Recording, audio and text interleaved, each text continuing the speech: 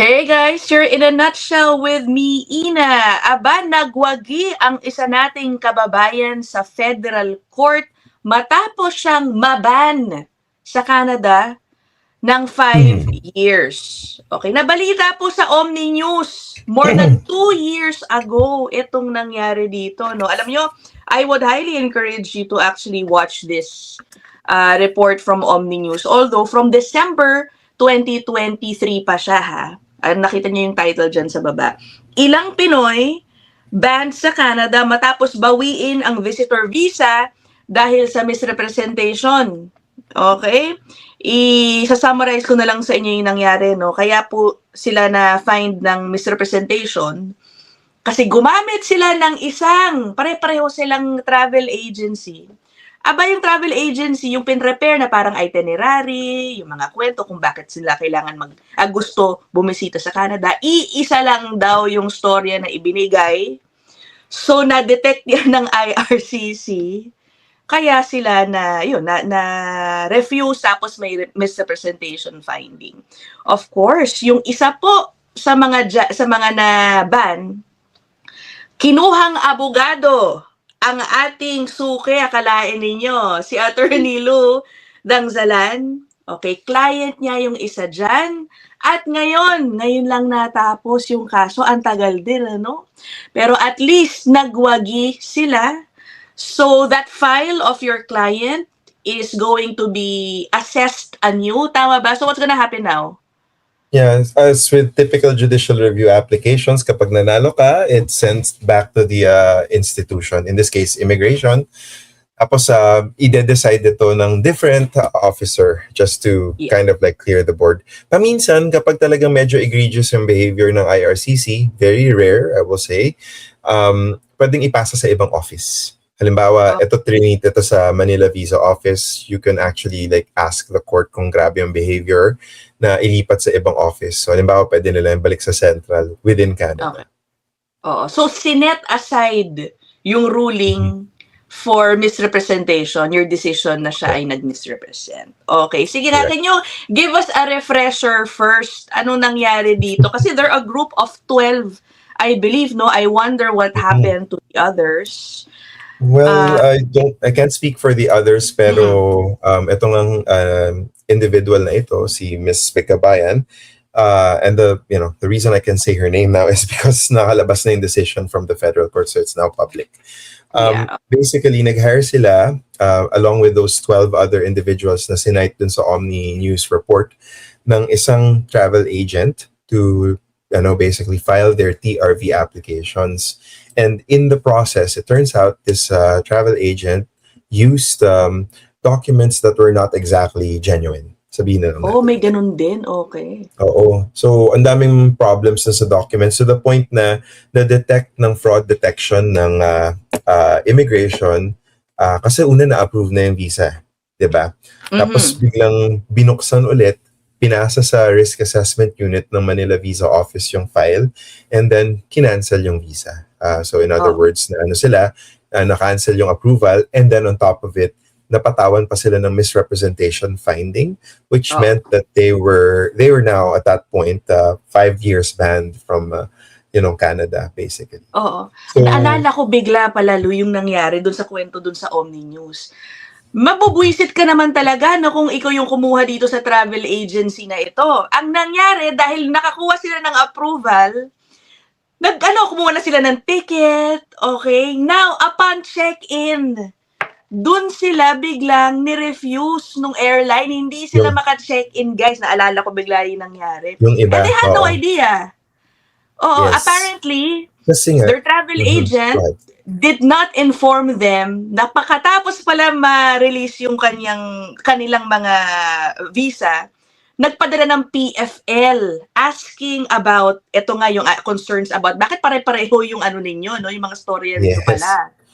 And then I think the travel agency failed to respond on time. So, eto na nangyari, hindi ngayon sila pinaboard. Kaya galit na galit nga naman tong mga taong to. Tapos some of them claim they tried to regain access sa kanilang applications kasi si agent lang daw yung may access dun sa kanilang portal, ganyan. And Mhm. supposedly, ayaw daw ibigay nung agent. Pero dinideny yata, kumuha ng side yung Omni. Sinabi, hindi daw totoo yun. Mhm. So, anyway, yun yung nangyari. Ito yung Yeah, nakakaloka. In regardless, that story, yeah. Attorney, kwento mo yung sa aso. Pareho nga daw ng pangalan. Naalala mo yung last recording natin on hiring the right representative, yung mga ghost representatives nga or unauthorized practitioners. May nabanggit ako doon as a side comment na yun nga pare-pareho yung pangalan ng aso na si Brownie. I mean, in this case, hindi naman Brownie, pero I was kind of Apollo daw, making a Apollo. parallel. Apollo nga, oo. I was making a side reference to it, obviously. So, it's just like a few days later, biglang lumabas na finally yung decision. Although alam ko na palabas na rin naman siya dahil yung associate nga namin dati, si Andrew, who handled the case later on because, sidebar, I had to step away from the case and pwede na natin siyang pag-usapan kung Sige. bakit. Because yun nga, nung sa case sa court pa lang, klaro na yung judge na maglalabas ng decision, written reasons for the decision, sinabi nga talaga na isa-set aside na talaga yung misrepresentation finding. Kasi in our episodes, Luno, we always say na kailangan maingat sila sa kukunin nilang mga consultant or immigration professional who will assist them sa kanilang mga applications. Because at the end of the day, any misrepresentation finding could fall on you. Responsibilidad mo yan. Diba? In this case, no, kumbaga, naka-hire sila ng hindi honest na agent. Paano mo nagawa makumbinse yung federal court na parang hindi, in this case, dapat alam mo, ang may kasalanan talaga nito si agency. Ginawa nung client yung bahagi nila, kaya dapat wag silang parusahan ng ban or ganyan. Oo. Unlike kasi nung pinag-usapan natin ng previous episode na yung misrepresentation finding would be on not declaring a representative. Diba? You have to declare nga, diba, if you're using one.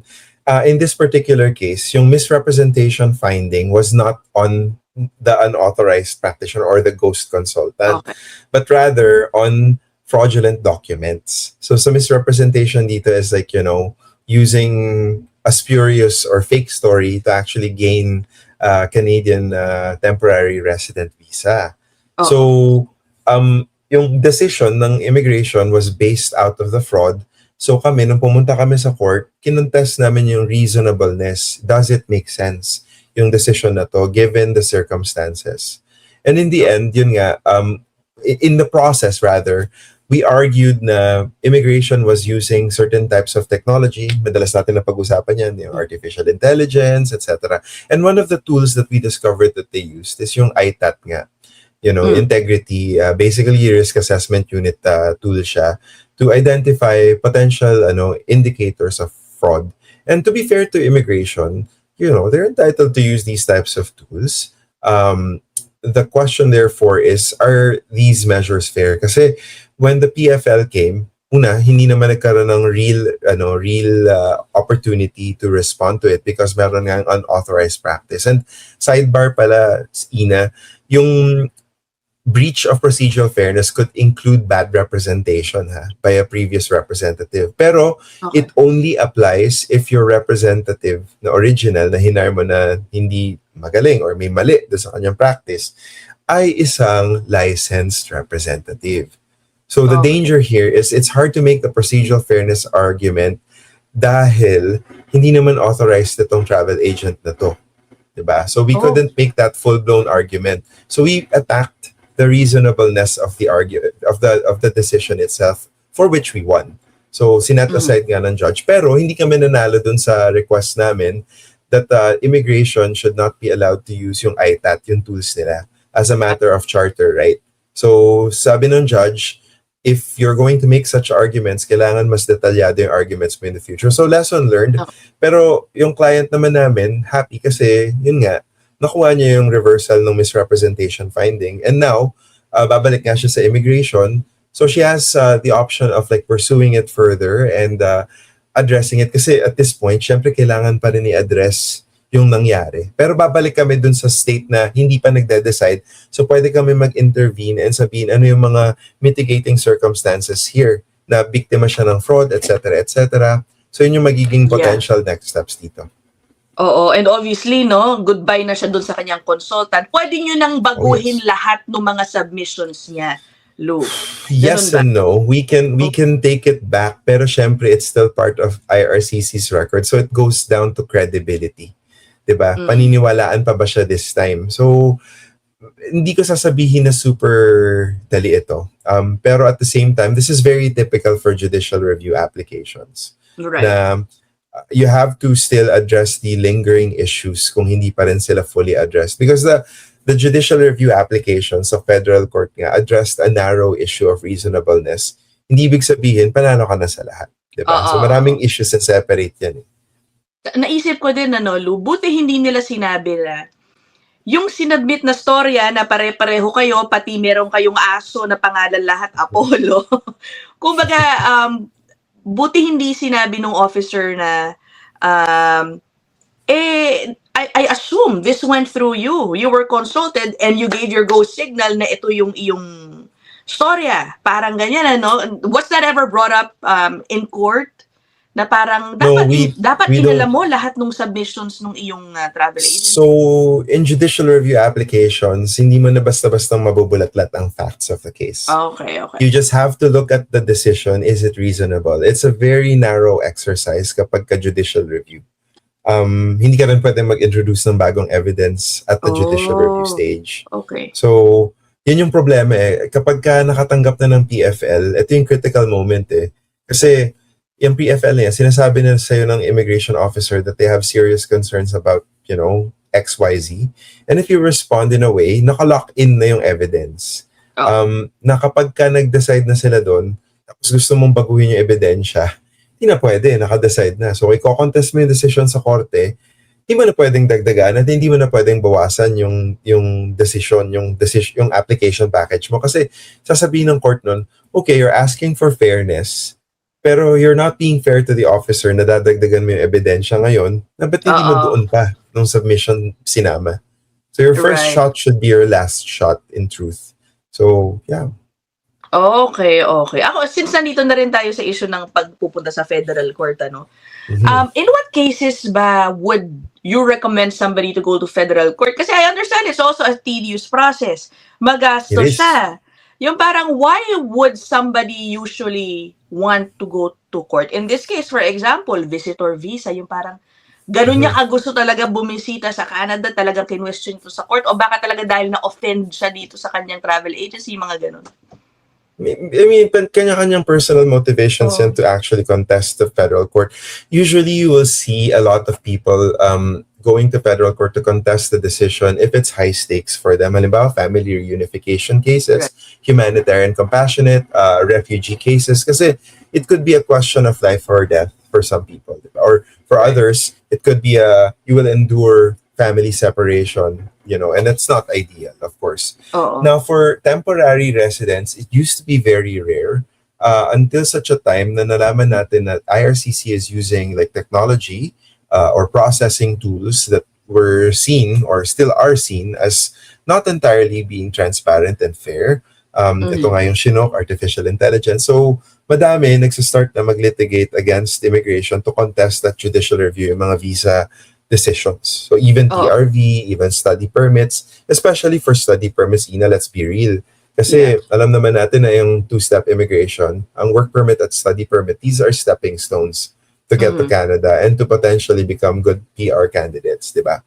So some people will be motivated enough to do that. In this particular case, this is a TRV. So anong motivation, di ba? Nakakapagtaka. Well, tatapatin kita. This file was not usual. For us, it was also a case where it was clear that immigration used certain types of technology na gusto naming i-contest. So it was a test litigation case for us. So for our client, I can't disclose everything, but let's just say that she wasn't paying exactly like what normally people would have to pay. Let's just put it that way. Kasi nga, from our perspective, yung group namin ng litigation lawyers who do immigration litigation, back in the day, I was very active in it. I'm coming back to it kasi I have like a bunch of express entry cases na Gen AI ang gamit. But suffice it to say, there was enough interest in our group to actually like pool our resources together and fight the strategic fight. Kung darating yung case na malakas to actually like, contest immigration, fight DOJ at the federal court para lumabas yung record about the use of artificial intelligence and these processing tools, we will take that opportunity. And this presented itself. So we did this that way. Right, okay. Ang tanong, I'm sure pala nung ilan nating viewers, ano nangyari kaya dun sa travel agency na to? There was no mention, of anything that happened to that agency based in the Philippines, by the way, no? Abangan. Oo, nandito na yan, guys, sa may federal court decision na actually itong pinag-uusapan nating kaso, no? Ay, nako, no, nakakainis. At unauthorized practitioner nga, guys, sa totoo, hindi ko alam, hindi ko na ni-research. Panoorin niyo sa Omni News kung gusto niyo malaman yung pangalan ng agency na yan. Yeah, it's there. And actually, I know that they're probably going to do a follow-up on this particular story. Gawa nga na lumabas na yung decision from the federal court after almost 3 years. So I would not be surprised if Omni tries to reach out to that unauthorized practitioner from the past. Hopefully this time mas open sila magsalita and tignan natin kung anong malalaman. At abangan natin yung story sa Omni. Can this case, this decision be used by the other victims? Pwede ba nila ngayon, oy, teka muna, nanalo yung isang kasama natin. Bakit but they didn't contest They didn't go to the federal court. And there are strict deadlines. So for decisions rendered from inside Canada and yung application niya from inside Canada, halimbawa Express Entry CEC, you have 15 days to essentially start a judicial review challenge sa federal court. Now, if the decision is made outside Canada, such as the Manila Visa Office, and you're outside Canada, then you have 60 days. And obviously, lampas-lampas na tayo dun sa 60 days for these individuals. So, malabo na sila makapunta sa federal court. I see. All right. Well, that is it. Congratulations to this victory. Tignan natin anong mangyayari ngayon na i-assess muli ang kanyang application nitong iyong client. But at least give a big shout out to Andrew Colton who shepherded this case at the to the end actually until sa hearing before Justice Norris. I'm sure for those of you na interested na basahin yung case, you'll find it on the court website. Makikita ninyo that I had to step away from this. So hindi ako yung counsel of record at the end ng decision dahil nga I had to step away. There was a lot of interesting things going on in this case. Let's just put it that way. All right. Thanks, Lou, again for being here. Guys, no, nasa Pilipinas naman ngayon si Lou. The last time we had an episode, he was in Abu Dhabi. Ngayon nasa Pilipinas. Transit. Oh. Nandito na ako. From transit to pansit. Okay. O sige, matulog ka na. Thank you so much, Lou, for being here. As always, we'll end this episode here. See you guys in the next one. Bye! Take care. Bye-bye.